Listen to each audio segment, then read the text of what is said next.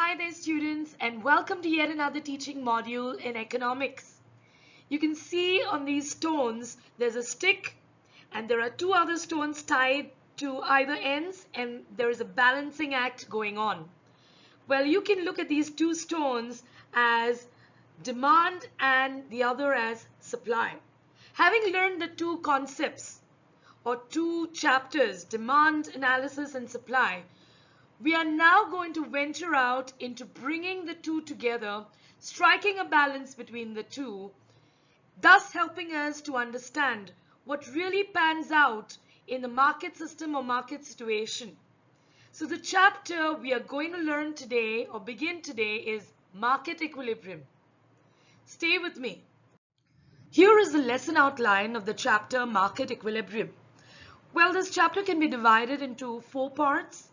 The first of which I'm going to deal with in this teaching module, and that is producers equilibrium under perfect competition. And what we will be dealing with in detail is determination of equilibrium price. Let's begin now. Consider that you are thinking of buying a car. You know, when you grow up and you start earning money, boys especially think of this one thing a lot, right? Anyways, let us assume that you are thinking of buying a car. So that makes you a consumer. You are a consumer. And demand is created by you as a consumer. Your demand for cars depends on various factors, most importantly, price. Higher the price, lesser the demand. And lesser the price, higher the demand.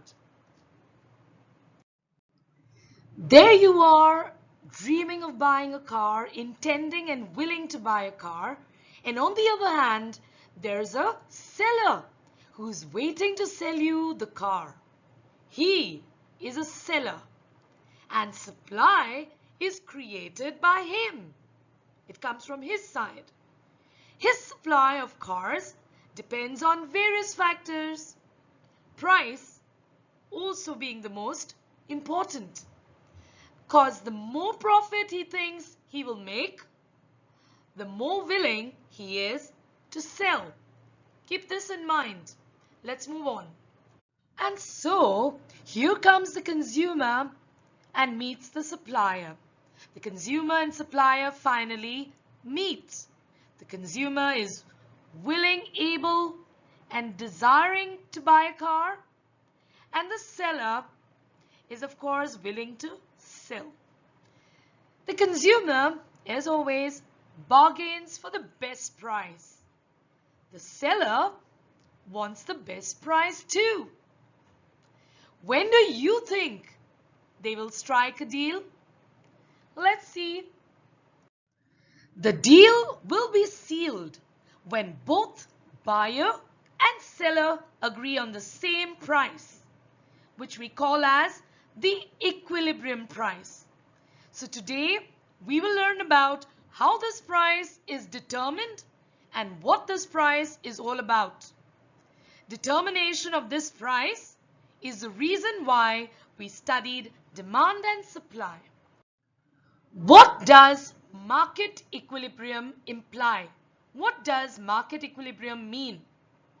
Market equilibrium is a situation of the market in which demand for a commodity is exactly equal to its supply corresponding to a particular price. So you see illustrated here, there's a scale. And on the scale, on one side is demand and the other is supply. Both seem to be balanced and equal. And that is exactly what we're trying to demonstrate here. That market equilibrium is a situation where demand is exactly equal to supply corresponding or referring to a particular price. Well, I'd like to mention here that market is a mechanism in which buyers and sellers come together to exchange goods or commodities at various possible prices. Let's move on now. What we are going to try to study today is how market equilibrium is determined under a particular type of market. The market I'm referring to is called the perfect competition market or perfectly competitive market. Well, I'd just like to outline the features of perfect competition for you. We will be learning about this in detail in a chapter called Market Structures. But in order to teach market equilibrium and equilibrium price, I need to refer to this particular market form, which is perfect competition. Basically, perfect competition is a hypothetical market structure. It is a sort of an extreme end kind of market, wherein there are a large number of buyers and sellers, so large that no particular buyer or seller can influence the price. Now, these buyers and sellers are dealing with a homogeneous product. What we mean by a homogeneous product is all the buyers and sellers are vying for this product that is the same in all respects in quality, quantity, size, packaging, taste, whatever. Another feature of the perfectly competitive market is there is free entry and exit. There is perfect knowledge of the prices existing in the market and the technology that is being used. There is no transportation cost, no government intervention. In other words, no artificial restrictions. So given this situation or given this market structure, this will be our premise on the basis of which we will study the determination of equilibrium price. So you can see in the other illustration, we are going to see in the further slides that demand and supply will be wrestling together like you see here. Okay, so let's move on. As always, we have assumptions.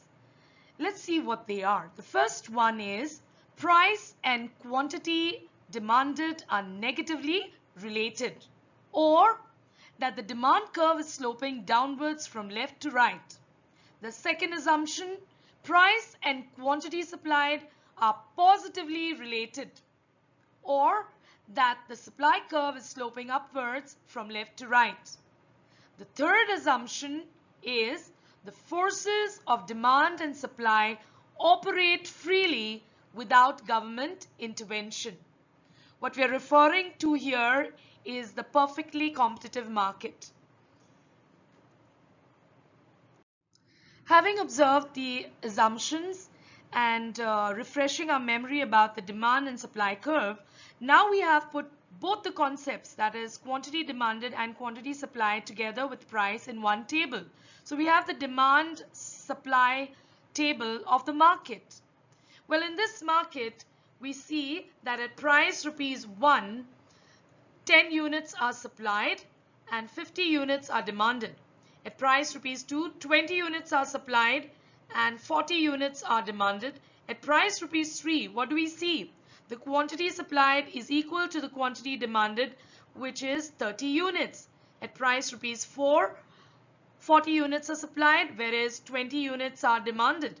At price ₹5, 50 units are supplied and 10 units are demanded.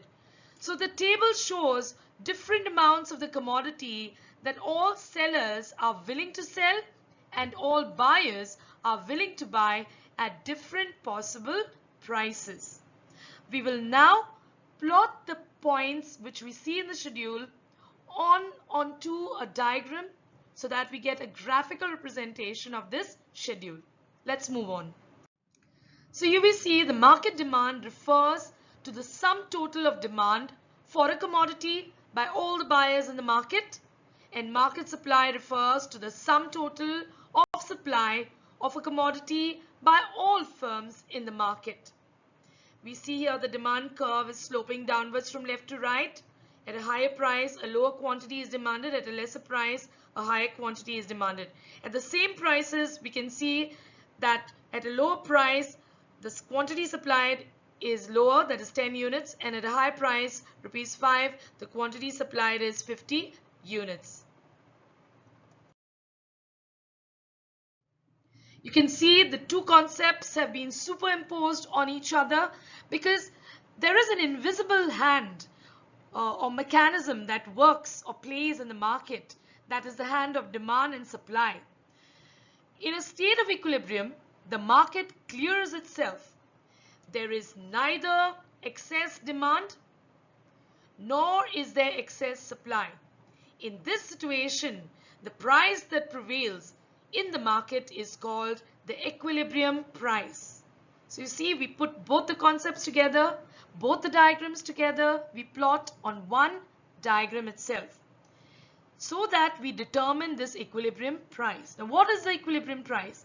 At price rupees 3, we see clearly that demand as well as supply are the same, that is 30 units. So the demand curve DD and the supply curve SS intersect at this point. Let us call this point E.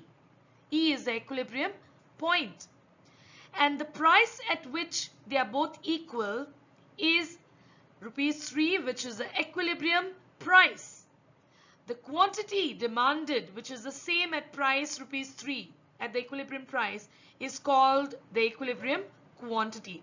Note that price is plotted on the y-axis and quantity demanded and supplied is plotted on the x-axis. Let's move on. Let us now move on to explain the diagram of market equilibrium. In the diagram, DD is the demand curve and SS is the supply curve. They both meet at a point E, which is the equilibrium point. The price at which they determine the equilibrium quantity is 3, which is the equilibrium price, and the quantity demanded and supplied, which is the same, is called the equilibrium quantity. At price rupees 3, quantity demanded and supplied is 30 units. That is the same. At price rupees 4, the demand is 20 units, and at price rupees 4, the supply is 40 units. At price rupees 2, the demand is 40 units, and at price rupees 2, the supply is 20 units.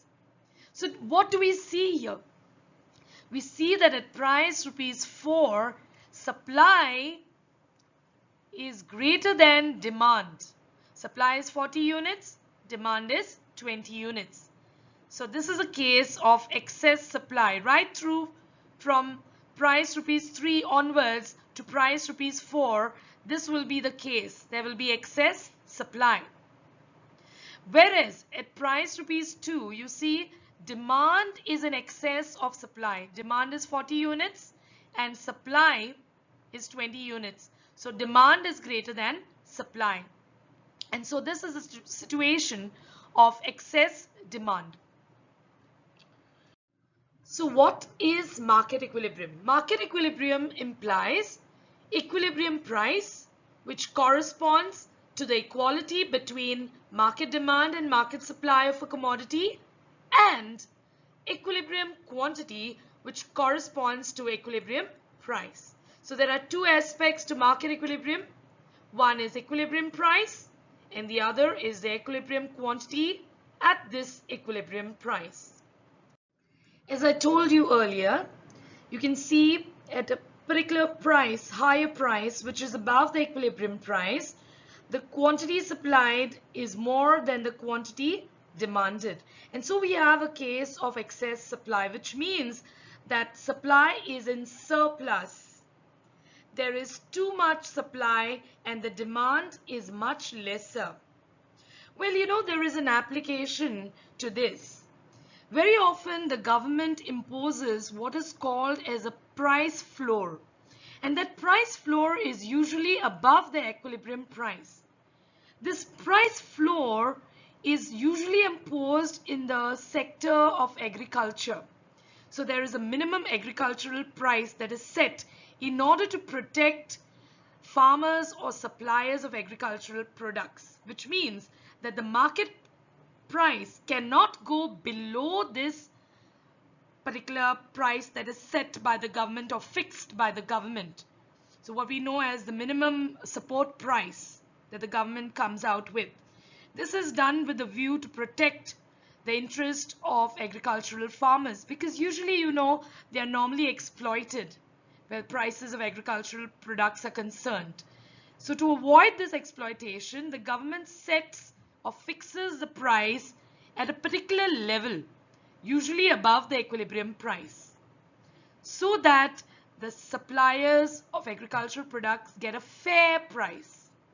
So that's why we call it the price floor, because you cannot go below this particular price. Secondly, there is another situation here where at a particular price the demand is far greater than the supply, which means supply is short of demand. There is shortage of supply. Well, the government can also impose a price ceiling in order to protect consumers. So when the demand is more, this price is usually set below the equilibrium price, and this is done to protect the interest of the consumers, which means that the price cannot go above this price. So you see, this price is lower than OP, and so the consumers will be very pleased, very happy. There will be maximum satisfaction. So neither can the suppliers charge a very high price. So this price ceiling is set by the government in some areas to protect the interest of the consumers, which means that the market price cannot go above the level that is fixed by the government. It is usually fixed below the equilibrium price. Here is an illustration of a market price schedule or a demand quantity schedule. So you see quantity of books demanded at various possible prices and quantity supplied at these various possible prices. We see marked in red that at the price $85, the quantity demanded and supplied of books are equal, that is 10. So 10 is the equilibrium quantity and 85 is the equilibrium price.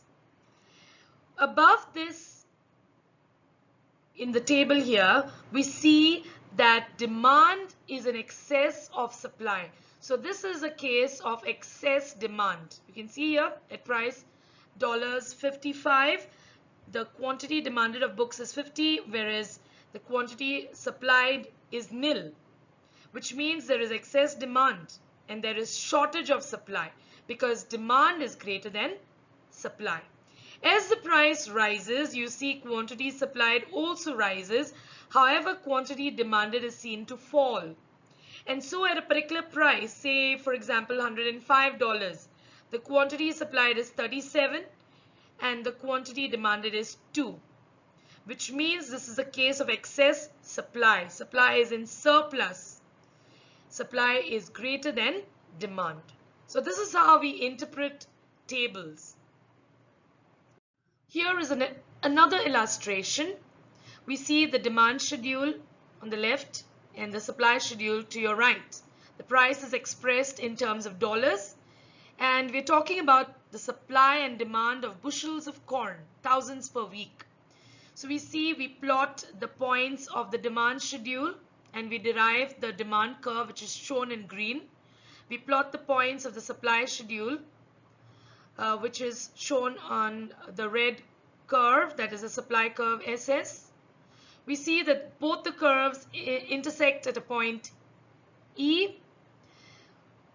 At price $3, the quantity supplied and demanded is 7,000 bushels of corn. We see at price $4, the quantity supplied is greater than the quantity demanded.